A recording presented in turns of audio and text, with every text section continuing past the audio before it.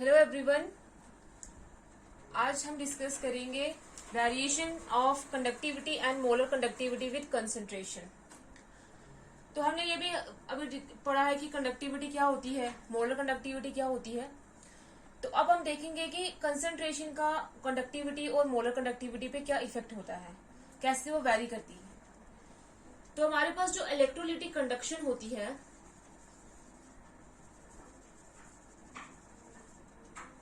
वो डिक्रीज करती है विद इंक्रीज इन कंसंट्रेशन।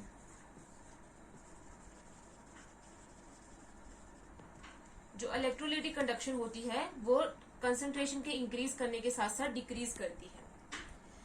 और हम ऐसे बोलेंगे कि इलेक्ट्रोलिटिक कंडक्शन होती है वो इंक्रीज करती है विद इंक्रीज इन डाइल्यूशन। अब डाइल्यूशन का मतलब क्या होता है? डाइल्यूशन बिल्कुल कंसंट्रेशन के अपोजिट होता है। कंसंट्रेशन को कम करने को ही हम बोलते हैं डाइल्यूशन। जैसे हमारे पास अगर कोई सोल्यूशन है तो सोल्यूशन के अंदर हमने देखा है कि क्या होता है, एक होता है सॉल्वेंट जो लार्जर क्वांटिटी में प्रेजेंट होता है, लार्जर कंसंट्रेशन में प्रेजेंट होता है, और एक होता है हमारे पास सोल्यूट जो लेसर कंसंट्रेशन में प्रेजेंट होता है। तो कंसंट्रेशन का मतलब होता है एक सोल्यूशन कंसंट्रेटेड तब होता है जब सोल्यूट हम और ऐड करते जाते हैं। जब सोल्यूट की कंसंट्रेशन इंक्रीज करते जाएंगे तो उस सोल्यूशन को हम बोलेंगे वो क्या है, कंसंट्रेटेड है। लेकिन जब हम सॉल्वेंट की कंसंट्रेशन इंक्रीज करते जाएंगे, सोल्यूट को उतना ही रखेंगे, बीच में और सॉल्वेंट ऐड करते जाएंगे, तो हमारे पास वॉल्यूम ऑफ सोल्यूशन भी इंक्रीज होगी और हम उस सोल्यूशन को बोलेंगे वो क्या हो गया, डाइल्यूट हो गया। सपोज हमने क्या लिया था, NaCl लिया है इलेक्ट्रोलाइट। ये सोल्यूशन में जाके Na पॉजिटिव और Cl नेगेटिव आइंस देगा, और ये हमारे पास हो गया वाटर। तो वाटर हो गया हमारे पास क्या, सॉल्वेंट, और NaCl हो गया हमारे पास सोल्यूट। ये इसको अब हम यहाँ पे इलेक्ट्रोलाइट भी बोल सकते हैं। जब हम इसको इसमें ऐड करेंगे, पहले हमने सोल्यूशन बना दिया, अब क्या करेंगे, सॉल्ट हमने उतना ऐड कर रखा है। अब अगर हम सॉल्वेंट इंक्रीज करेंगे मतलब वाटर इंक्रीज करेंगे तो वॉल्यूम और इंक्रीज हो जाएगी, लेकिन सॉल्ट तो उतना ही है। तो क्या होता जाएगा, सोल्यूशन जो है वो कम कंसंट्रेटेड होता जाएगा, क्योंकि हमने सोल्यूट अब क्या करा, डिक्रीज करा है, हमने सॉल्वेंट को क्या करा है, इंक्रीज करा है। तो इसलिए क्या बोलते हैं कि जो इलेक्ट्रोलिटिक कंडक्शन होती है वो कंसंट्रेशन के इंक्रीज करने के साथ साथ डिक्रीज करती है, लेकिन डाइल्यूशन के इंक्रीज करने के साथ साथ इंक्रीज करती है। क्योंकि जो कंडक्शन होती है वो किसके ऊपर डिपेंड करती है, यहाँ पे इलेक्ट्रोलाइट्स में जो कंडक्शन होती है वो किसकी वजह से होती है, नंबर ऑफ आइंस की वजह से। और नंबर ऑफ आइंस जो होते हैं हमारे पास जितने ज्यादा होंगे, greater the number of ions, तो ग्रेटर क्या होगी, कंडक्टेंस होगी या कंडक्टिविटी होगी। तो डाइल्यूशन की वजह से क्या होता है, जैसे हम सॉल्यूशन को डाइल्यूट करते हैं, डाइल्यूशन की वजह से क्या होता है, नंबर ऑफ आयंस इंक्रीज करते हैं। इसीलिए हम बोलते हैं कि डाइल्यूशन के साथ जो इलेक्ट्रोलिटिक कंडक्शन होती है वो क्या करती है, इंक्रीज करती है। अब हमारे पास कंडक्टिविटी अलग अलग टाइप की है। एक तो नॉर्मल जो कंडक्टिविटी होती है जिसको हम स्पेसिफिक कंडक्टेंस भी बोलते हैं, वो दोनों स्पेसिफिक कंडक्टेंस और कंडक्टिविटी और जो हमारे पास मोलर कंडक्टिविटी होती है वो दोनों कंसंट्रेशन के चेंज होने के साथ साथ वैरी करती है। Changes with the change in concentration, दोनों जो है अगर कंसंट्रेशन को चेंज करेंगे तो दोनों पे इफेक्ट पड़ेगा। इंक्रीज करेंगी डिक्रीज करेंगी वो हम डिस्कस करते हैं, लेकिन दोनों जो है ये स्पेसिफिक कंडक्टेंस ये जिसको हम कंडक्टिविटी बोलते हैं, और जो मोलर कंडक्टिविटी होती है वो दोनों टेम्परेचर इस कंसंट्रेशन के चेंज होने के साथ साथ, जैसे हम कंसंट्रेशन ऑफ इलेक्ट्रोलाइट चेंज करते रहेंगे तो ये भी क्या करते रहेंगे, वैरी करती जाएंगी। लेकिन जो ये स्पेसिफिक कंडक्टेंस या इसको हम कंडक्टिविटी बोलते हैं, ये कंसंट्रेशन के इंक्रीज होने के साथ साथ इंक्रीज होती है। कंसंट्रेशन के इंक्रीज होने के साथ साथ इंक्रीज होती है, और डाइल्यूशन के इंक्रीज होने के साथ साथ क्या करती है, ये डिक्रीज करती है। कौन सी कंडक्टेंस, जो नॉर्मल कंडक्टिविटी जो स्पेसिफिक कंडक्टेंस है। लेकिन जो हमारे पास मोलर कंडक्टिविटी होती है, मोलर कंडक्टिविटी क्या होती है, डाइल्यूशन के इंक्रीज होने के साथ साथ इंक्रीज करती है।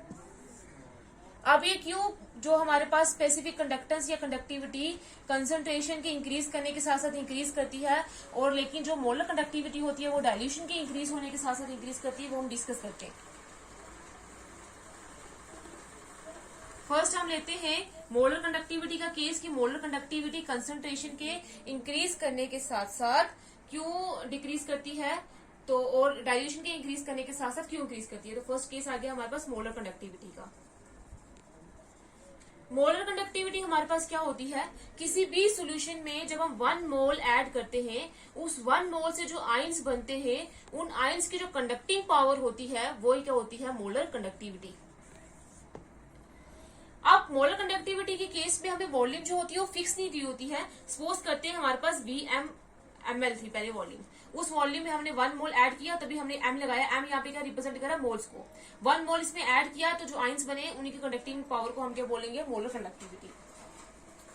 अब क्या होगा, हमारे पास जो कंडक्टिविटी होती है, ये जो मोलर कंडक्टिविटी है, इसको हम रिप्रेजेंट कर रहे थे लैम्डा m से, और वो किसके बराबर थी, किसके बराबर मानी थी हमने, कापा इंटू वॉल्यूम Vm, इसी के बराबर हमने मानी थी जब हम इसको डराइव कर रहे थे इसका फॉर्मूला।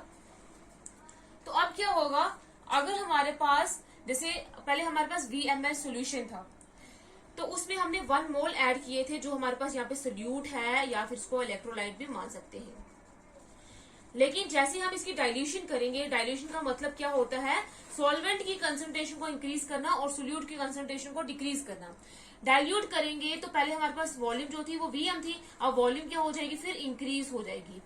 वॉल्यूम इंक्रीज होगी क्योंकि सॉल्वेंट क्या हो जाएगा, इंक्रीज हो जाएगा, जिसमें हमने इस इलेक्ट्रोलाइट को 1 मोल को डिसॉल्व किया हुआ है। अब डाइल्यूशन करने पे मोल पे कोई इफेक्ट नहीं पड़ा क्योंकि हमने 1 मोल ही ऐड कर रखे हुए हैं, लेकिन इसमें से वॉल्यूम जो है वो इंक्रीज होगी और सॉल्वेंट जो है वो भी क्या हो गया, इंक्रीज हो गया। अब सॉल्वेंट अगर इंक्रीज हो गया है डाइल्यूट करने पे, तो मोल्स तो सेम रहे, नंबर ऑफ आयंस क्या रहेंगे, वो भी उतने ही क्योंकि मोल्स तो सेम है, लेकिन क्या होगा, इन नंबर ऑफ आयंस जो होंगे ये मूव करेंगे मतलब अच्छे से मूव करना स्टार्ट हो जाएंगे, क्योंकि अब वॉल्यूम जो है वो इंक्रीज होगी है, पूरी वॉल्यूम में आयंस तो प्रेजेंट होंगे, तो वो क्या करेंगे, मूव करना स्टार्ट कर देंगे, मोशन में आ जाएंगे, जिसकी वजह से इनकी कंडक्टिविटी क्या हो जाएगी, इंक्रीज करना स्टार्ट हो जाएगी। इसलिए बोलते हैं कि जो मोलर कंडक्टिविटी होती है वो क्या करती है, वॉल्यूम के इंक्रीज होने के साथ साथ, क्योंकि ये इसके डायरेक्टली प्रोपोर्शनल है, वो जो मोलर कंडक्टिविटी है वो वॉल्यूम के डायरेक्टली प्रोपोर्शनल है। अगर वॉल्यूम इंक्रीज होगी तो मोलर कंडक्टिविटी भी इंक्रीज होगी। इसलिए हम बोलते हैं कि मोलर कंडक्टिविटी के साथ साथ जब हम वॉल्यूम इंक्रीज करते हैं, और वॉल्यूम कम इंक्रीज होगी जब हम उसको डाइल्यूट करेंगे, डाइल्यूशन करेंगे और कंसंट्रेशन को कम करेंगे। कंसंट्रेशन का मतलब क्या होगा, सोल्यूट को ऐड करना, तो कंसंट्रेशन को कम करेंगे, डाइल्यूशन को ज्यादा करेंगे तो वॉल्यूम ज्यादा होगी, वॉल्यूम ज्यादा होगी तो मोलर कंडक्टिविटी भी ज्यादा होगी। अब नेक्स्ट केस है, अगर हम देखें एक और फॉर्मूला, अगर हम मोलैरिटी इसका मोलर कंडक्टिविटी का देखें तो लैम्डा m किसके बराबर होता है, कापा इंटू में 1000 अपॉन वॉल्यूम Vm। तो अगर हम देखें इंटू में मोलैरिटी अपॉन मोलैरिटी, तो यहाँ पे देखिए कि जो हमारे पास मोलैरिटी होती है वो इनवर्सली रिलेट करती है किससे, लैम्डा m से, मोलर कंडक्टिविटी से।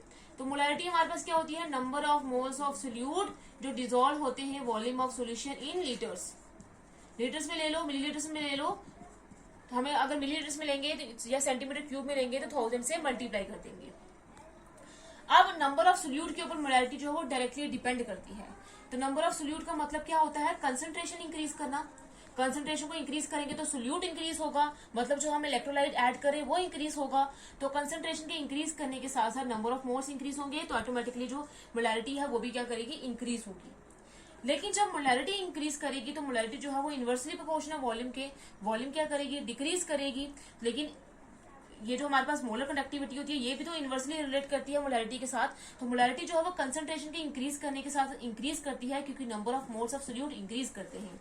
तो इसलिए हम बोलते हैं कि जो लैम्डा m है मोलर कंडक्टिविटी, वो क्या करती है, कंसंट्रेशन के इंक्रीज होने के साथ साथ डिक्रीज करती है, क्योंकि मोलैरिटी जो है वो कंसंट्रेशन के इंक्रीज होने के साथ साथ इंक्रीज करी है, और ये दोनों क्या होते हैं, इनवर्सली रिलेटेड होते हैं।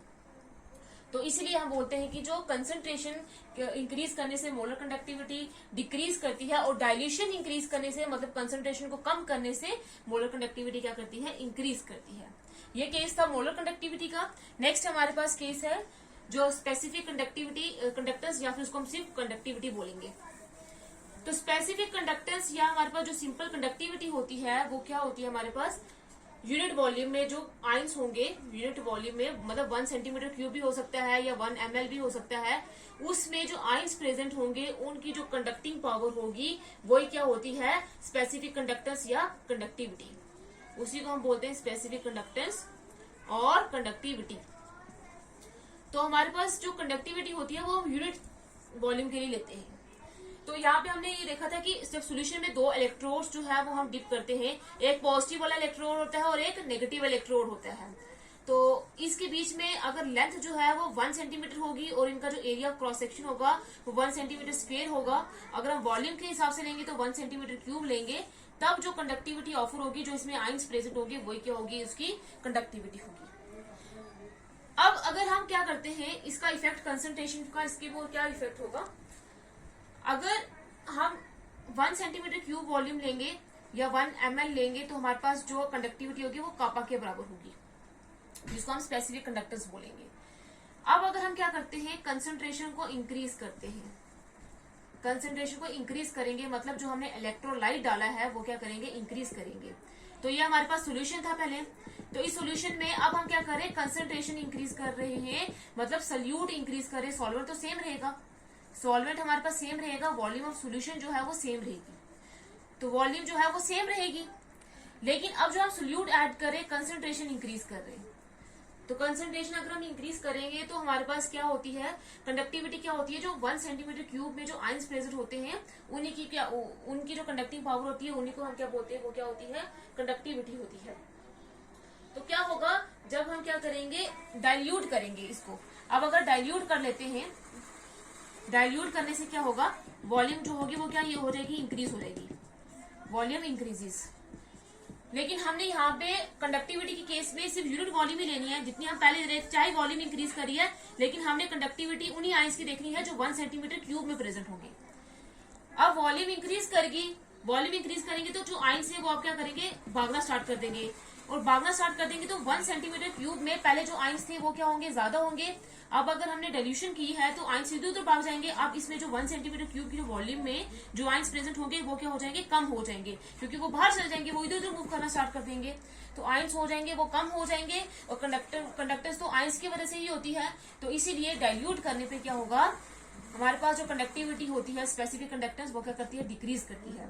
और अगर हम कंसंट्रेशन और ऐड करेंगे तो 1 सेंटीमीटर क्यूब में जो आयंस की कंसंट्रेशन है वो इंक्रीज हो जाएगी, और वो कंसंट्रेशन की वजह से क्या करेगी, कंडक्टिविटी इंक्रीज करेगी। इसलिए हम बोलते हैं कि जो कंडक्टिविटी या कंडक्टिविटी क्या करती है, कंसंट्रेशन के साथ इंक्रीज करने के साथ साथ इंक्रीज करती है, और डाइल्यूट करने के साथ डिक्रीज करती है। लेकिन जो मोलर कंडक्टिविटी होती है वो कंसंट्रेशन इंक्रीज करने के साथ साथ डिक्रीज करती है, और डाइल्यूशन इंक्रीज करने के साथ साथ इंक्रीज करती है।